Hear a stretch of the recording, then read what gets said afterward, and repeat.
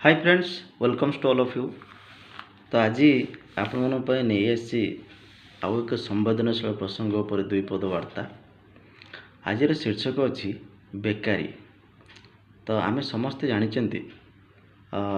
भारतवर्ष स्वाधीन होगा पर विभिन्न समय ये बेकारी समस्या को दूर करने विभिन्न प्रकार योजना कार्यकारी हुई। तो किंतु आज पर्यंत ये बेकारी समस्या संपूर्ण भाव में दूर हो पारि ना।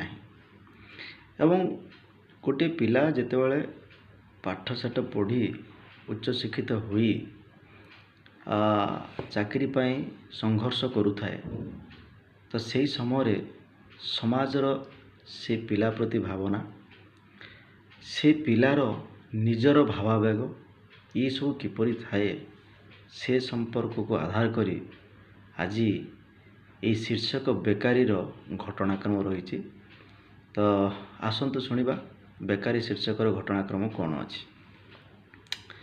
पाठ पढ़ी पुओ रोजगारी हेब एही भावना को मने करी लक्ष लक्ष टंका बोही जाई थाए पाठ पढ़ा जेबे जाए सरी। उच्च शिक्षा सारी बुलू थाई सीए घुरी घुरी केतेबेले केउ विभागरे मते मिली जीव गोटे चाकरी। मिली जाए जेबे सौल चाकरी सबु दुख तेबे जाए सरी। न मिलिबा जाए सेही पदटी को नाम होई जाए बेकारी, तार नाम होई जाए बेकारी। पिला ठारू बुढ़ा सभिंक पाखरे होई थाए सीए बोझ परी। आदर सम्मान टिकिए न थाए समाजे अलोड़ा जन परी, से समाजे अलोड़ा जन परी। बापा माँ मुंडे चड़क पड़ई केबे हेब पुओ रोजगारी।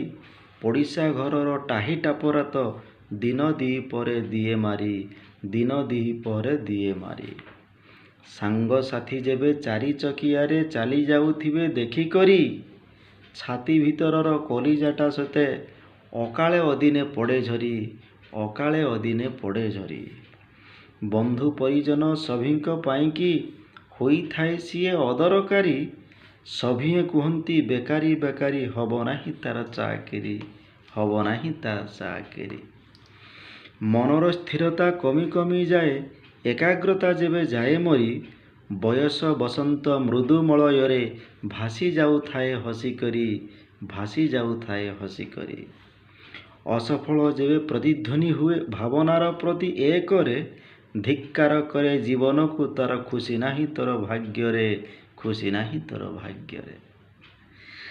बेकारी समस्या को नहीं जो दुई पद वार्ता थिला ता ये समाप्त है। तो ये हूँ जड़े बेकार थिबा युवक बा युवती को पाई समाजर वास्तव चिंताधारा। समयक्रमे जिते से पिला चाकरी पाए बा स्वावलंबी होता है, ये जी भावना सबू कथा माध्यम मु कहली संपूर्ण बदली जीव।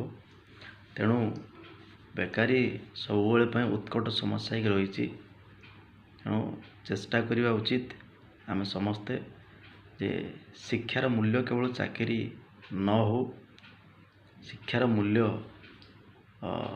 स्वरोजगारी गोटे रही।